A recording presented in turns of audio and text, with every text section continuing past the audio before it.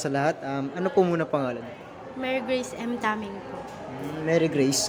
Mary Grace, naganda kami ng tatanong para sa iyo, no? Ang tanong namin is, ilan lahat ng naipon mo and saan mo gagastusin lahat ng naipon mo, Mary Grace? 15,750 po lahat ng naipon ko at bibili po ako ng kwintas. Quintas? Bukod sa quintas, Bibili ako ng bundle ng stuffed toy tapos ibebenta ko muna yun bago ako bumili ng kwintas. Yun lang. Okay. Thank you, Mary Grace. Una sa lahat po, ano po muna pangalan niyo po? Monica Primero. Okay. So, Monica, naganda kami ng tanong para sa'yo, no? Ang tanong namin is, ilan lahat ng naipon mo and para saan mo gagastusin lahat ng naipon mo? 7,241 lahat ng naipon ko. Gagamitin ko ito para sa birthday ng anak ko sa January 14. Yan lang. Yan Okay, lang. thank you, Monica. So, unang-una sa lahat, ano po muna pangalan niyo po kayo? Rosen Dizon po. Hey, Rosen. Naganda kami ng tanong para sa iyo, no? Ang tanong namin is, ilan lahat ang naipon mo and para saan mo gagastusin ang naipon mo?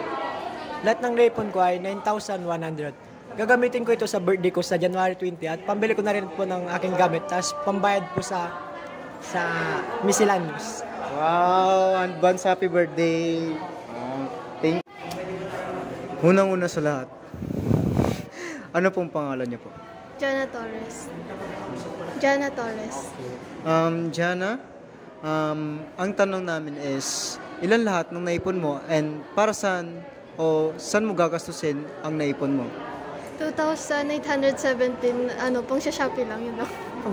Yes. Okay. Para sa sarili. Gift ko sa sarili ko, gano'n. Okay. Thank you. Una-una sa lahat is, ano po muna pa yun? Judith Gubatan po. Ang tanong namin is, ilan lahat ng naipon mo and saan mo gagastusin lahat ng naipon mo? Ang naipon ko po is 3,342. Then, gagamitin ko po siya sa pagninegosyo po. Actually, ngayon po may negosyo po kasi ako. Kaya, dadagdagan ko na lang po yung ibang ibebenta ko po. Yan lang po. Sige, pagpatuloy mo lang yan. Okay, so, ano po muna pangalan niyo po? Ako si Angelo Romero.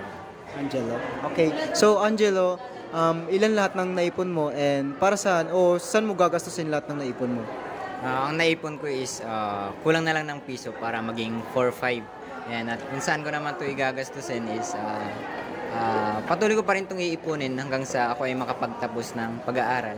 Kasi meron akong plano para magpatayo ng sarili kong business at yun nga ay ang bake shop. Oh, nakaka-inspire naman, no? Okay, thank you, Angelo.